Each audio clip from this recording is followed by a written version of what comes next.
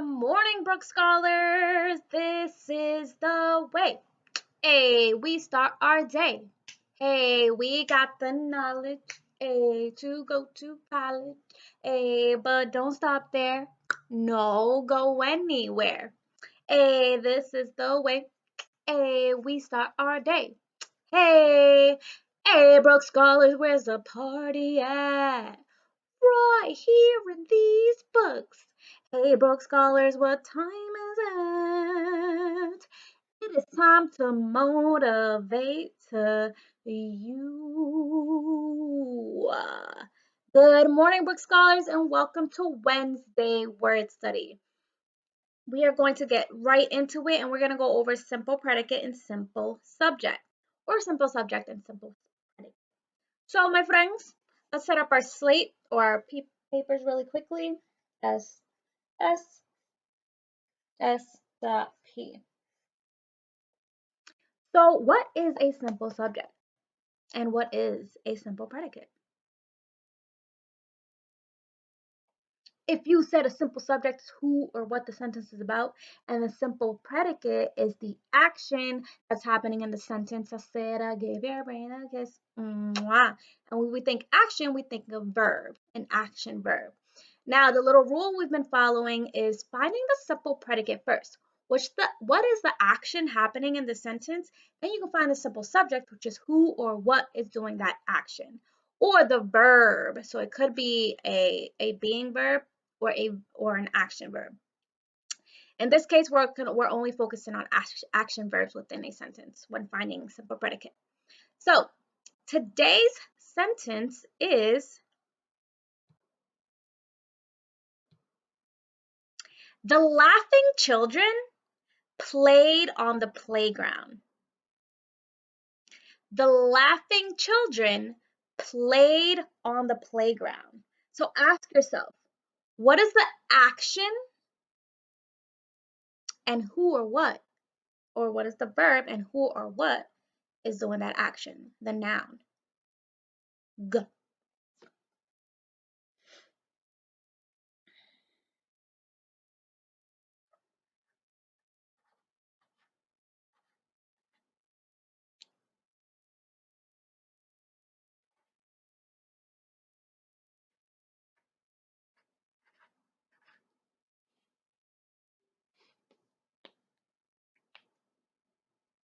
Alrighty, friends, I have found the action or the simple predicate and who or what is doing that action. Hopefully you did too. So, hopefully you said played.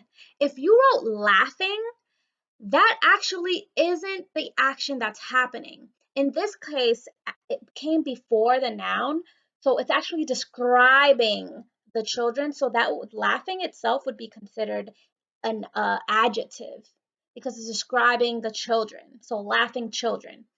But what the children are doing is that they played. The action that's happening is played. So don't get tripped up, okay? It could adjective is something that describes what the noun is doing, and the action or the verb is what the noun is actually, what it's like, the action that's happening. So so that's the simple predicate, the action. Who or what was doing that action? Children. Hopefully you got that down, and if you had any trouble with that, feel free to reach out to your homeroom teacher and we got you, okay? Next up, we have grammar. We're going to go over nouns. So I'm going to set up my slate or your piece of paper, just like this. And I'm going to do 9 lines. 1, 2, 3, 4, 5, 6, 7, 8, 9. Set up your slate or your piece of paper just like this. Alrighty, friends, so today we're going to read the same passage we read yesterday, but we're going to focus on nouns. What is a noun?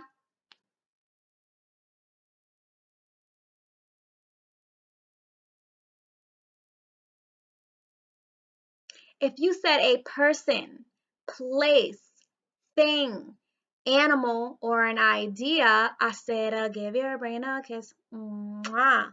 A noun is a person, place, thing, animal, or an idea. So when I read the passage, I want you to ask yourself, are there any nouns in this passage? And then the second time you read it by yourself, go sentence by sentence, word by word. Think about it. Are there any people, places, things, animals, or ideas? We never know. Alrighty, friends. So the passage is, landslides can cause serious damage. A big landslide can bury homes and badly injure people in its path. I wonder if there's any places. Landslides can also dump huge amounts of wet dirt onto roads and highways. This added enormous weight could wreck cars and might even cause the road to collapse. I don't know, friends. While I was reading, a little light bulb was going off like, oh, I think that's a thing. Up, I think that's a place. Hopefully that went off for you too, and you get down as many nouns as possible. Go.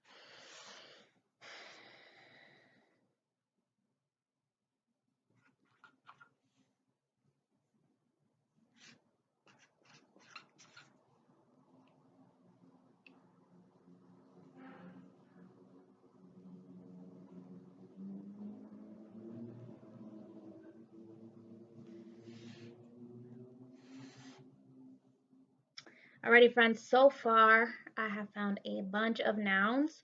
Hopefully you have found 5 or more because Ms. Vargas found 3, 6, 9, 12, 13, 14. I have found 14 nouns.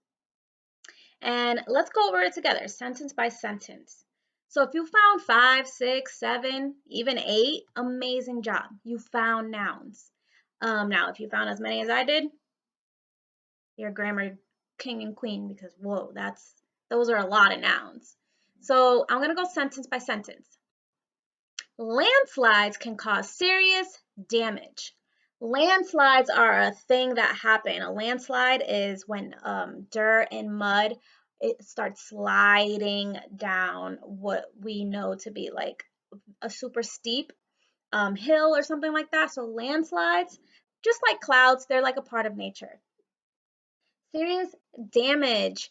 Damage is a noun in this sense because what is happening, whatever's around it is damage. So it's something that you can think of or touch if you think about damage. Again, landslide, thing, homes, place or thing, and people, person, place, thing, animal, or an idea. Again, path. A path is something you can walk on, therefore it is a noun. Landslides again. Amounts.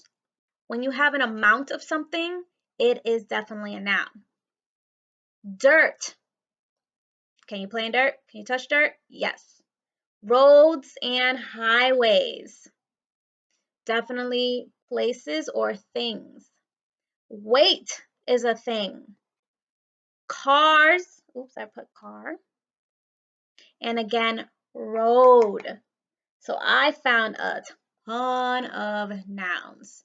Hopefully you did too. If you have any question on the nouns, feel free to reach out to me and we can go over it together. Alrighty, friends? All right. Next up, we have dictation. I'm going to read the sentence twice. You are going to read it again the third time. And I'm not going to go over the writing habits until after we do our writing. Got it? Alrighty, friends. Our sentence for today is Zamir and Jamir both had, if you have the worksheet, it says both had cool hat on.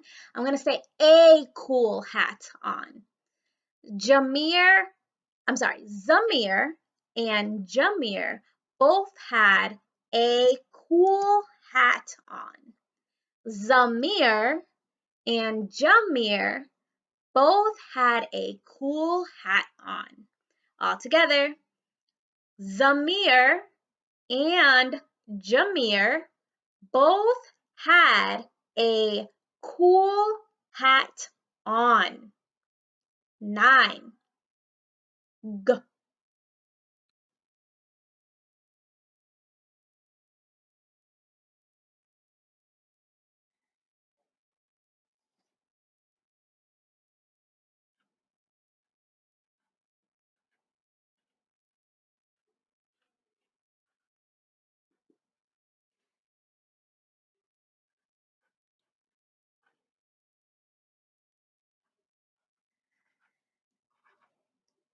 Cool.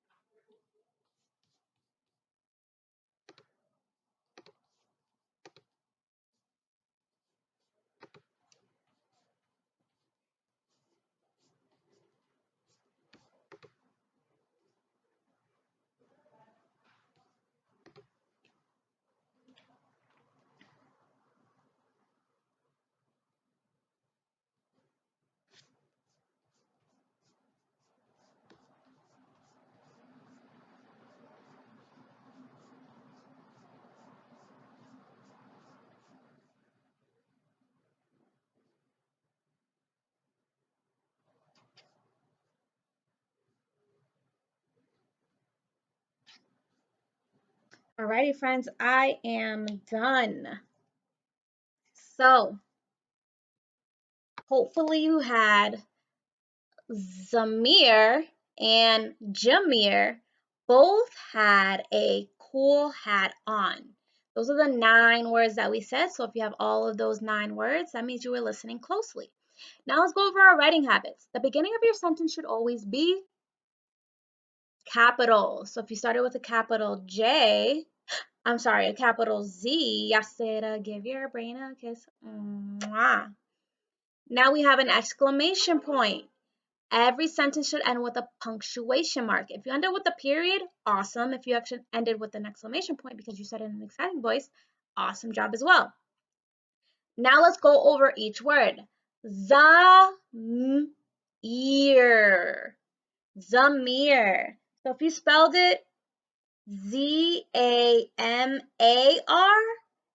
or E-A-R, those are R control vowels. So those are fine. And heart word A-N-D. Jamir. I just know that Jamir and Zamir rhyme, so I just changed the beginning sound, which is awesome. You could have done that too. They should both look similar because they literally rhyme. Zamir, Jamir. Both is a heart word. B-O-T-H, both.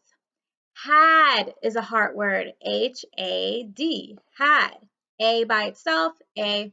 Cool. Definitely not a heart word, but one you could have stretched out. Ooh. O says ooh. Ooh, ooh, cool.